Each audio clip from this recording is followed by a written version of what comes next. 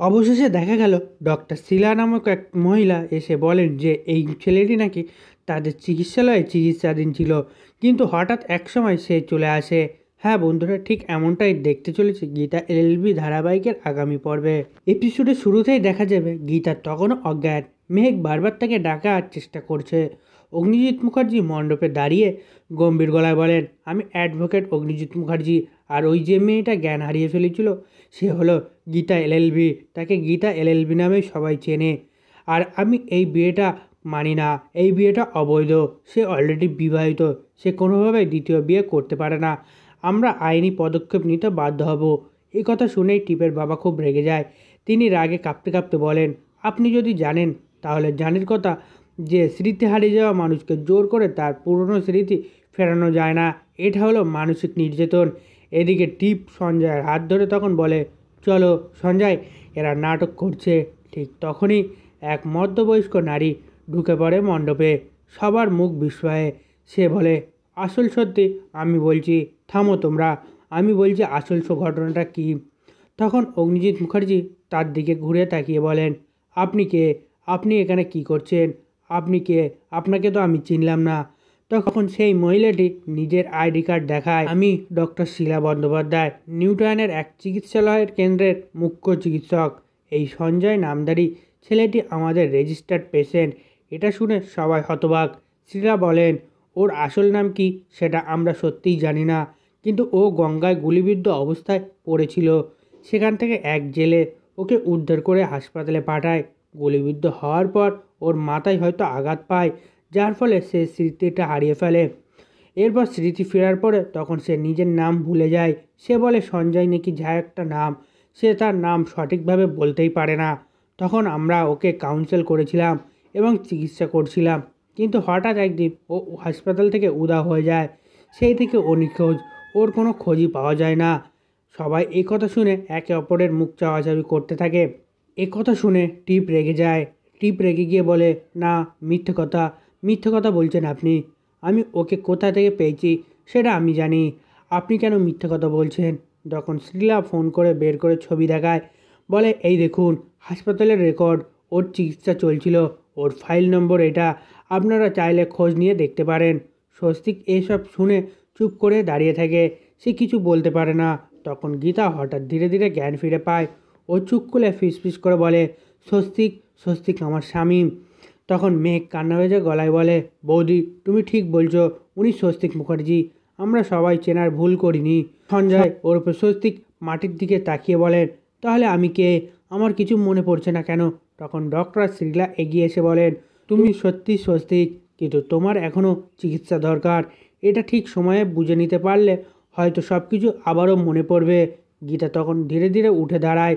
স্বস্তিকের সামনে দাঁড়িয়ে বলে, তুমি যেই হও না কেন, আমি কিন্তু হাল ছাড়বো না। তুমি আমার স্বামী, আর আমি তোমার গীতা। সত্যি একদিন তুমি মনে পড়বে আমার কথা, এবং আমি তোমার পাশে ততদিন থাকবো যতদিন না তুমি আমার কথা মনে করতে পারছো। এ কথা শুনে টিপ চোখ মুছে বলে, তুমি ভুল করছো গীতা, এ এখন আমার স্বামী, ওকে আমি ভালোবাসি। তখন প্রলয়, অঙ্কিত ও অগ্নিজিৎ সহ মেঘ সবাই এগিয়ে আসে গীতার পাশে দাঁড়ায় এবং বলে, ডক্টর শিলা বলেন, তাহলে একটাই উপায়, সঞ্জয়কে মানে স্বস্তিককে আবারও চিকিৎসার আওতায় আনা দরকার। যদি আপনি না নিয়ে যান তাহলে আমরা আইনি পদক্ষেপ নিতে বাধ্য হবে।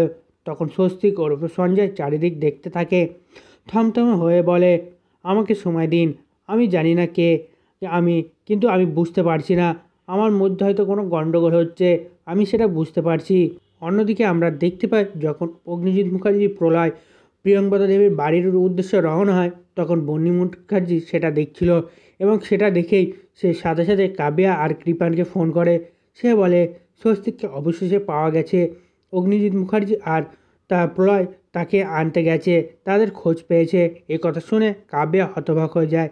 সে বলে, কি করে একটা মানুষ দুটো গুলি খাওয়ার পরে জীবিত থাকতে পারে? আপনারা ভুল বলছেন, স্বস্তিক কোনোভাবেই জীবিত থাকতে পারে না। তখন বন্নি মুখার্জি বলে, জানি না, কিন্তু মেঘ একটা বিয়ে বাড়ি গেছে, তার খুড়শাশুড়ির মেয়ের বিয়ে, আর সেখানেই নাকি বরের সাথে স্বস্তিককে দেখতে পেয়েছে। স্বস্তিক তাদেরকে ভুলে গেছে, সে চিনতে পারছে না। এই কথা শুনে কাব্যা, কৃপণ সবাই হতবাক। তখনই ফোনটা রেখে দেয় বন্নি মুখার্জি। এদিকে কাব্যা ভাবতে লাগে যে এটা কী করে সম্ভব। তাকে দুটো গুলি করা হয়েছে, তা সত্ত্বেও একটা মানুষ কী করে জীবিত থাকতে পারে? তার উপরে তাকে গঙ্গায় ভাসিয়ে দেওয়া হয়েছিল গুলি করার পরেও। অন্যদিকে টিপ আর স্বস্তিকের শুভদৃষ্টি হয়ে যায়। তারপরে সুমনা বলে, আচ্ছা তো এবার মালা বদলের পালা। তারপরেই দেখা যাবে টিপ আর স্বস্তিক মালা বদল করতে থাকে। অন্যদিকে দেখা যাবে অগ্নিজিৎ মুখার্জি পোড়াই সহ সবাই মিলে প্রিয়ঙ্বদা দেবীর বাড়িতে আসতে থাকে। সবাই চিন্তার মধ্যে আছে। এদিকে দেখা যায় স্বস্তিককে। স্বস্তিক টিপের দিকে তাকিয়ে থাকে। তখন এটা দেখে টিপও খুব খুশি হয়ে যায়। তারপরে দেখা যাবে স্বস্তিক ও টিপ সাত প্যাকে ঘুরতে থাকে, আর এদিকে মেঘ আর অঙ্কিত তাকিয়ে থাকে, দেখতে থাকে আর অস্বস্তি বোধ করতে থাকে। তাদের চোখের সামনে স্বস্তিক টিপের সাথে বিয়ে করছে। আর তখন মেঘ বলে, কেন ওরা আসছে না, কেন আসছে না? এখানে তো সিঁদুরদানের সময় হয়ে যাচ্ছে। এদিকে দেখা যাবে স্বস্তিক ও টিপ গার্ড বেঁধে আবারও সাত প্যাকে ঘুরতে থাকে, আর সুমনা মোহিনী ওরা গুনতে থাকে। তারপরে দেখা যাবে সাত প্যাকে ঘোরা শেষ হয়ে যায়। এদিকে প্রলয় বলে, আচ্ছা দাদা আর কতক্ষণ লাগবে? আমরা তো আর ভালো লাগছে না। তখন অগ্নিজিৎ মুখার্জি বলে, হ্যাঁ তাড়াতাড়ি চলো। এরপর অগ্নিজিৎ মুখার্জি ভাবতে থাকে সেই মুহূর্তের কথা, যখন বড়বাবু প্রথম এসে খবর দেয় যে স্বস্তিক মারা গেছে, সে আর নেই। তারপর আবারও ভাবে যখন সে গীতাকে বলেছিল যেন তার ছেলে স্বস্তিক মুখার্জি ছাড়া সে যেন কোনোভাবেই মুখার্জি বাড়িতে না ফেরে। ওদিকে দেখা যাবে বিয়ের সমস্ত রীতিরেওয়াজ স্বস্তিক ও টিপ মন দিয়ে করতে থাকে। স্বস্তিক আর টিপ সহ তখন সবাই বেশ খুশি। এদিকে মেয়েকের কিন্তু খুব মন খারাপ। সে স্থির থাকতে পারছে না, আবারও সে কিছু করতেও পারছে না।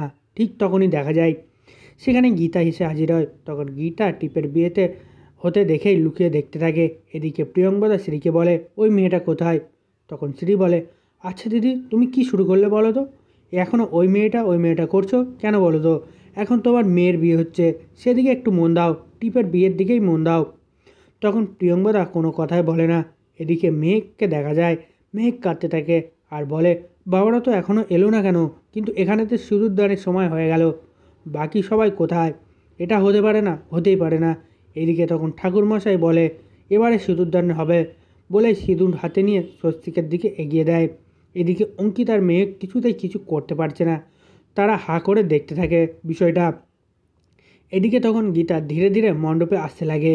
ওদিকে স্বস্তিক সিঁদুর হাতে নিয়ে যখনই সেটা টিপের সিঁথিতে দিতে যাবে, ঠিক তখনই ভিড় ঠেলে ভিতরে আসে গীতা। এদিকে স্বস্তিক টিপতে সিঁদুর পড়বে, তখনই গীতার চিৎকার করে ওঠে, বলে, না। তখন গীতা চিৎকারটা শুনে স্বস্তিক থেমে যায়। এদিকে টিপও গীতার দিকে তাকিয়ে থাকে। তখন সবাই মিলে অবাক গীতার দিকে তাকায় আর বলে, এই মেয়ে তুমি কি করছো? তুমি বাধা দিচ্ছে কেন? তখন গীতা দৌড়ে আসে, এসেই বলে, স্বস্তিকবাবু আপনি আপনি বিয়ে করতে পারেন না, না না আপনি বিয়ে করতে পারেন না। তখন গীতাকে দেখে মেঘ আর অঙ্কিত অবাক হয়ে যায়। তারা বলে, গীতা বৌদি এখানে কি করে আসলো? তখন গীতা এসে স্বস্তিকের পাশে বসে আর বলে, স্বস্তিকবাবু আপনি বিয়ে করতে পারেন না। আমি আপনার ওয়াইফ, আমার স্বামী। আপনি আপনি অন্য কাউকে বিয়ে করতে পারেন না। আপনি আমাকে চিনতে পারছেন না? তখনই দেখা যাবে মোহিনী সহ সবাই অবাক। তখন টিপ বলে, কি স্বস্তিক বলছ কেন? ওর নাম তো স্বস্তিক নয়, ওর নাম হলো সঞ্জয়। তুমি যাও তো এখান থেকে যাও, অযথা শুধু সিন ক্রিয়েট করো না। ওদিকে মেঘ আর অঙ্কিত গীতাকে দেখে একটু ভরসা পায়। তখন সবাই মিলে এগিয়ে আসে। এদিকে শ্রী বলে, কি করছো তুমি? সরো এখান থেকে, সরো। তখন প্রিয়ঙ্কদা বলে, হ্যাঁ তুমি বাড়াবাড়ি করছো কেন? কেন এরকম করছো? বিয়েটা হতে দাও, তুমি সরো এখান থেকে।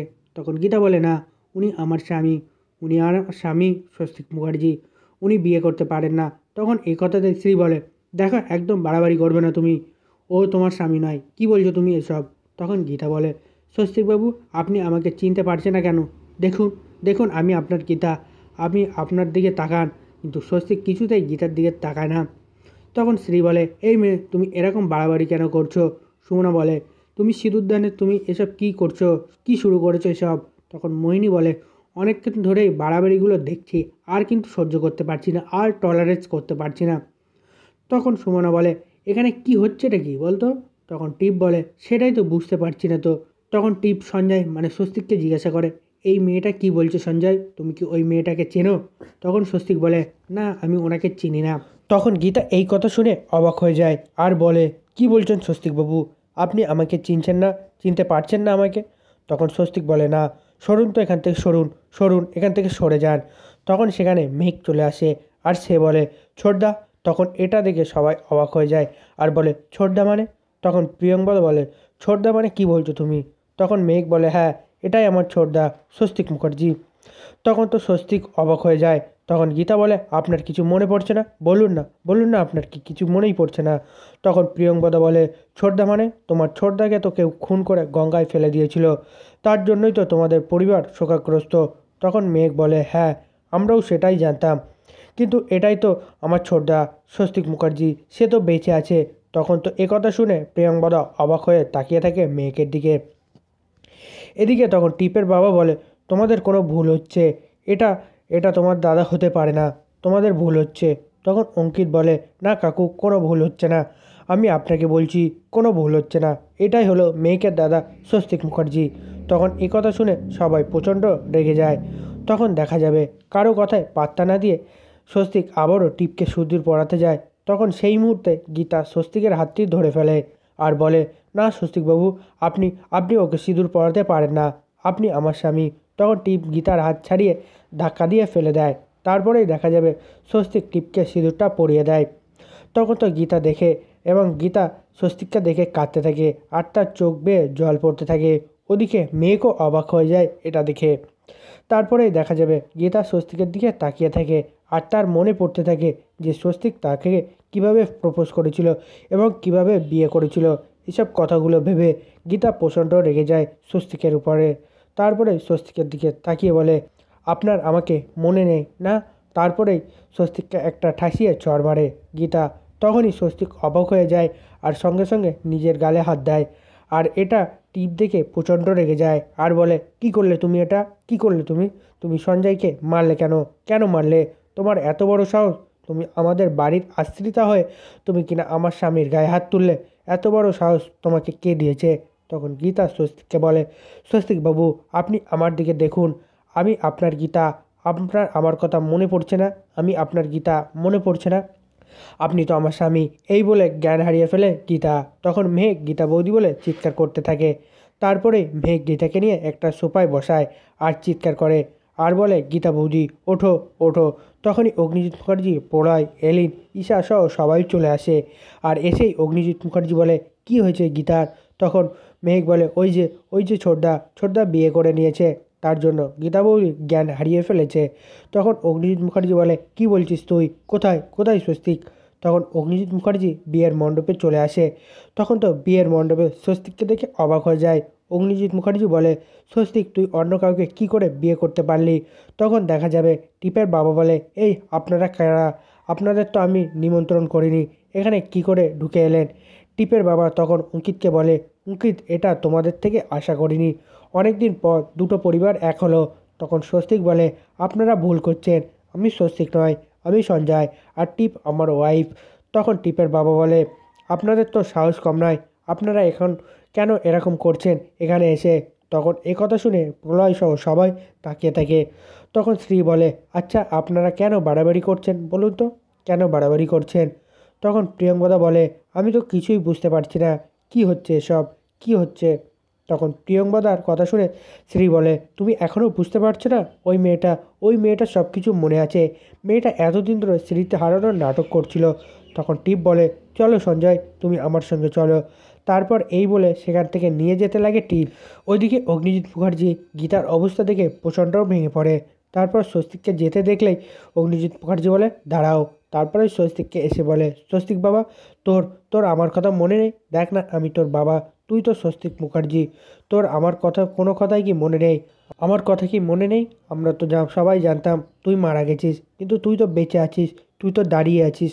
তখন স্বস্তিক বলে, আপনাদের ভুল হচ্ছে, বললাম তো আমি স্বস্তিক নয়, আমি সঞ্জয়, আপনারা ভুল করছেন। তখনই টিপের সঙ্গে সেখান থেকে চলে যায় স্বস্তিক। ওদিকে শোভনা মনে মনে বলে, কি ব্যাপার, এটা কি হলো?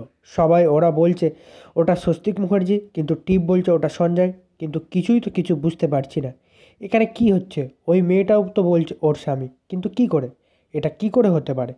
ওইদিকে দেখা যাবে টিপ প্রিয়ঙ্বদার উপর দোষ দিতে থাকে আর বলে, তুমি তো চাওনি যে ছেলেটা বিয়ে হোক, তার জন্য এদেরকে ডেকে এনেছো, তাই তো? তখন প্রিয়ঙ্বদা বলে, আমি যদি দোষ করে তোমাকে দিই যে তুমি ওই ছেলেটাকে কোথা থেকে ধরে নিয়ে এসেছো, আমি ওকে আশীর্বাদও করিনি, বিয়েটাও ঠিক করিনি, তাহলে? তখন টিপ বলে, তুমি আমাকে দোষ দেবে মানে? তুমি আমাকে দোষ দেওয়ার সাহস কোথা থেকে পাও?